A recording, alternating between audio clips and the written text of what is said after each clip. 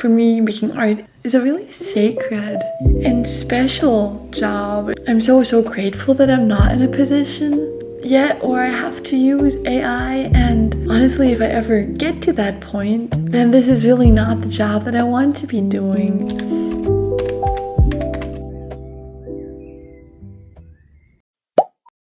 Good morning! It is almost 9 a.m.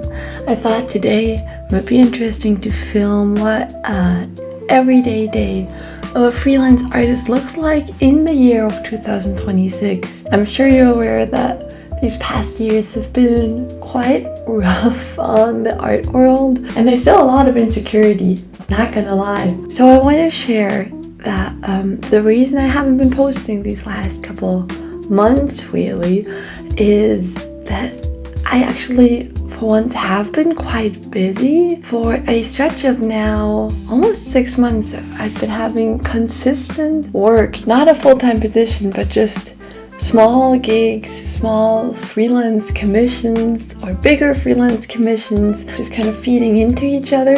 And the reason I'm sharing that is I feel like because there's so much insecurity in our job field right now, it's very easy for especially young artists to feel discouraged, to feel like this industry doesn't have a future, it's just not stable enough, and I understand that. A couple of months ago, I came across a post of a young illustrator who really just laid open how much she earned in the past year. And it wasn't like a ton of money, but it was enough to survive, which really I think is all artists want. Artists don't need luxury or that much prestige, or even for some people super consistent income. All we need, or at least speaking for me, is to make art and live a life without crippling financial anxiety. But it doesn't have to be a lot. It doesn't have to be some grand life. That's kind of in the direction I've been moving in, which is really encouraging for me to see, and I hope also for you. When I saw the post, I feel encouraged seeing other people surviving or even thriving in this industry. So I'm not as busy as it was at the beginning of the year. There was a time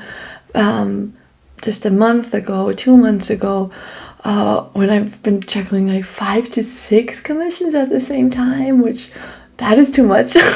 But still, because we're in a state of survival, I am absolutely not in the position to ever say no to a commission, at least at this point. Now things quieted down a bit. I am currently working on a lovely indie game, doing concept art and just UI art for a pitch for a game that I really hope comes out someday, because it's so wholesome and so sweet. We're a small team of lovely people. So that is one. Another thing is a book I've been illustrating for the last couple months. And then there's a little translation gig that I'm doing on the side, not really art related, but still it gives me a purpose, it gives me something to do. And there's a couple other commissions that are on the horizon or that come and go and stuff. So I feel safe, I feel stable, I feel like instead of just chasing one thing and clinging to that one thing and hoping it doesn't disappear,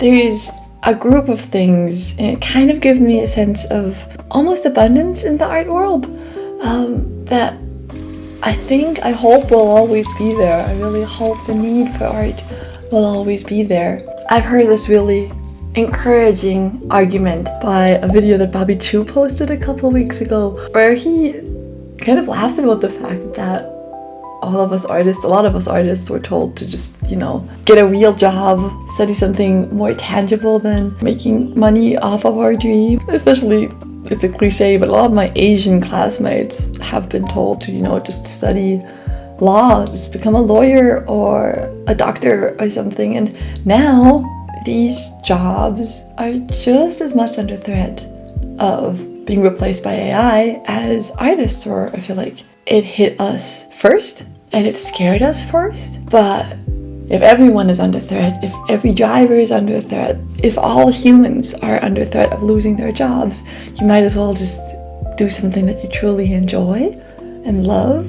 There's a sense of freedom in that, almost. So yeah, that was something that I wanted to say in the beginning. I'm glad to be back. I'd love to show what the days have been looking like right now. because they're beautiful. It's the beginning of spring here in Munich. It is April, meaning it's time for the Plein Air Pearl Challenge. I'm on my second week of going out and painting every day. I've got my commissions to do, got some household chores to do, just everyday things. This is just a very realistic, very simple depiction of what life for an artist might look like in 2026. So yeah, I'm excited to get started with my day. Before we get started though, I'd like to share my life drawings from yesterday, because life drawing, no matter if it's a slow work season or a little bit busier, it will always be a priority for me. It's such a joy to capture the human figure, and especially the model yesterday. She had such a distinctly beautiful and interesting face, really beautiful light eyes, and this cool hairdo, and a kind of big nose that looked so amazing on her. Oh, and just very beautiful natural poses yesterday. So I just wanted to share that real quick, just because it filled me with so much joy, and yeah, just show some of the art that I've been up to that I'm not posting, because mostly I'm posting my Plein Air Pearl stuff these days. I actually got quite tired at the end of the session around here, because I'm getting up quite early these days. I work best in my morning hours. I'm just my best version, my most productive version, my most calm version. Meaning at 9 p.m. I get really, really tired though. So life drawing goes until 10, so I got very sleepy towards the end of this. But yeah, still worth showing, I thought.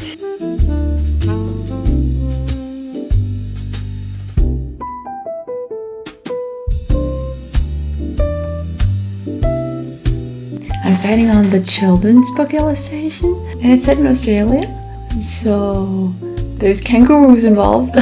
These are the rough sketches of the spreads I did yesterday. It's kind of a school bus traveling up a mountain and stuff, and I've added very, very, very rough kangaroos. Now he sent references that wanted to have more kangaroos and wildlife around, and yeah, this client is great because he sends very specific, clear notes that I always agree with and that are really helpful. This was the other spread, which shows the house in the neighborhood, and he said this looks kind of like the houses in the middle of nowhere, and asked for there to be hints of houses around. So he also sent references on that, just typical Australian neighborhoods and stuff, especially from the bird's eye view. Like, just super, super helpful. That is the first thing we're going to focus on today, applying the notes on spread 21 and spread 22.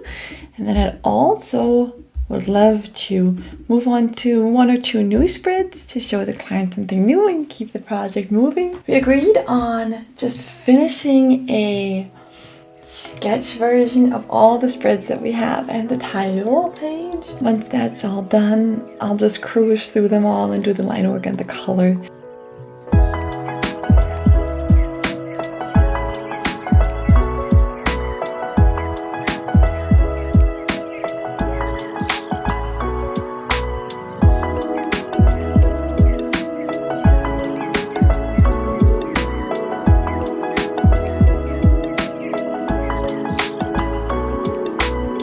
Okay, next we're going to tackle a new spread, and this spread actually shows the characters interacting, the main characters, which in the beginning I was still very stiff and unsure about drawing them, but now I really got to know them now that I've done like 25 pages of these characters, and now it's really fun and they really flow and I can really push them and play around with their shapes and expressions and stuff. So my plan is to finish the spread and send the client the edits and the new spread, and then I want to actually head downstairs and cook some lunch for me and my family. It's the joys of working at home though. You're kind of just switching, can do household chores in between work and stuff, and because it's not super packed and busy, I can easily do that, which is nice because I do enjoy cooking, I do enjoy walking the dog. It all feeds into having a full and balanced life, I feel like.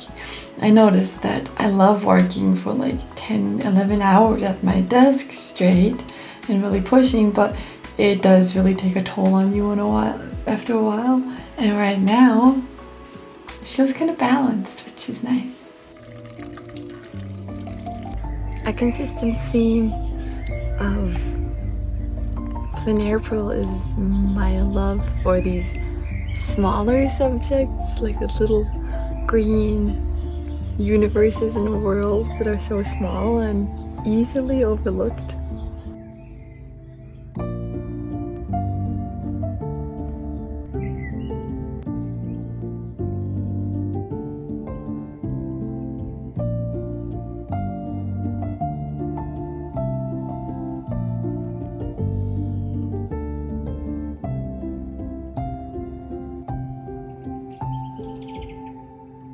Okay, I finished my plein air painting for today. It didn't turn out too well. Painting shrubbery like that, even though I love it, it's still quite difficult for me to simplify and stay true to the values I'm seeing. But I'm convinced I'll keep trying painting subjects like this throughout my life, and eventually it'll click. Every year I attempt a subject like this, and every year it turns out okay or kind of bad. But that's okay. That means I am growing or at my growing edge. I've been doing a lot of comfort zone painting after work, which is fine, which is good for the soul and stuff. But this happened to be a painting where I was learning and pushing myself, which is nice. I'm gonna post this real quick and then block all my social media accounts again.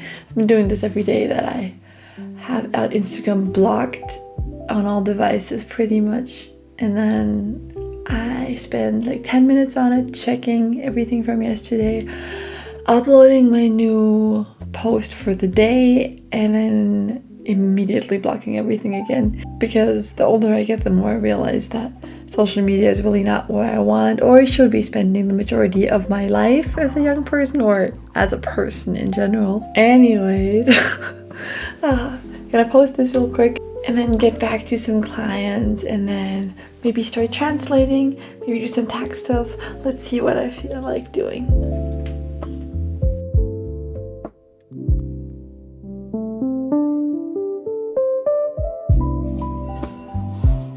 Okay, it is now 6 p.m. I didn't work all the way through. I obviously went outside and painted, I cooked something for myself, and I also took a nap. So overall, it was a very relaxing, very chill work day, but not so much that I feel unaccomplished, which is nice. I like ending the day with my translating gig because that doesn't take as much brain power for me as designing and doing art a lot of the times. The problem with that is it is really encapsulating and addicting almost to just do one more sentence and one more sentence, and a lot of times I end up sitting at my desk until I go to bed, which is fine some of the times, but if you work from home as well, you probably know that these wind down sessions in the evening are just as important as the work sessions. It's become really, really important to really close all my tabs, turn off my laptop even, and just completely detach from work because it's been a somewhat busy time. I haven't really had the time to journal in a while. I would love to stretch my body a little bit. I haven't moved all day, so maybe a small little yin yoga class with gentle stretches would be nice, and make myself some dinner, take a hot shower, and do some journaling. That sounds like a really nice evening plan for me. There's also laundry in the yard that I need to take down, and it is wild garlic season here in Germany. Meaning wild garlic grows all over southern Germany, Bavaria right now, and that's been just my dinner. That and some cottage cheese and some walnuts maybe pretty much every evening, so I'll make that now. Towards the end of the day, I've been in constant conversation with my game development team, and I don't know my tasks for tomorrow. Today it was kind of unclear what I should work on for them, so I kind of just held back on that commission, but now I know exactly what to do tomorrow. It's gonna be a fun little map I get to design and do some concepts. And yeah, even though I'm saying that out loud, it's really makes me realize how lovely this job really is, that I get to use my creativity, that I get to fully recharge and be excited about new work in the morning. I know there's not a lot of work right now, and I know this is a tough time for artists, but it kind of comes with the upside that when we do have work, we feel immensely grateful and really cherish the work that we do get to do.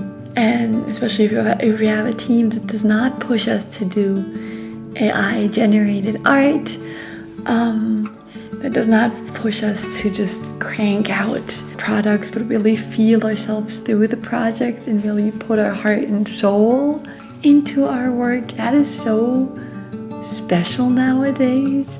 I talked to multiple of my friends this week whose clients now push them to kind of use AI towards the end of their work.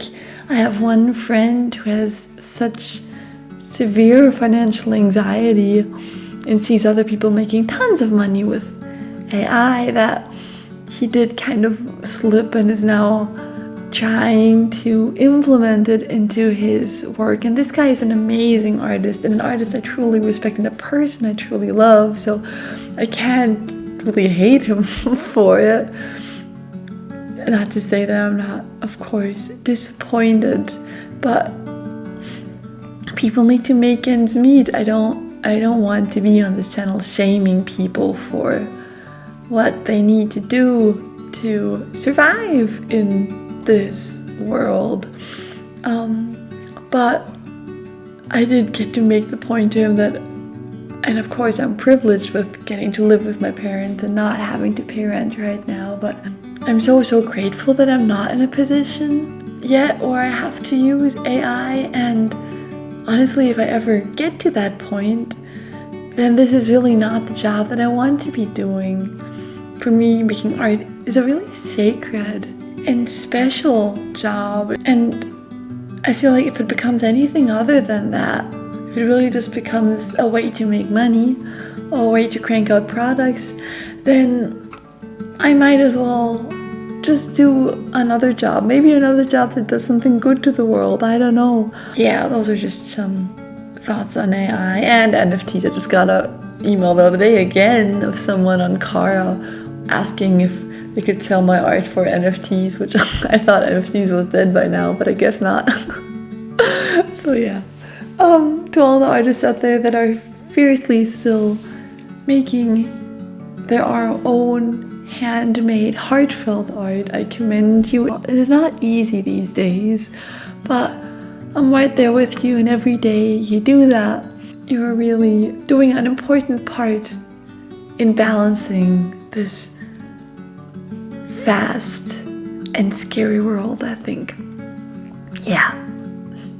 Anyways, time to harvest my garlic now. Thanks for listening.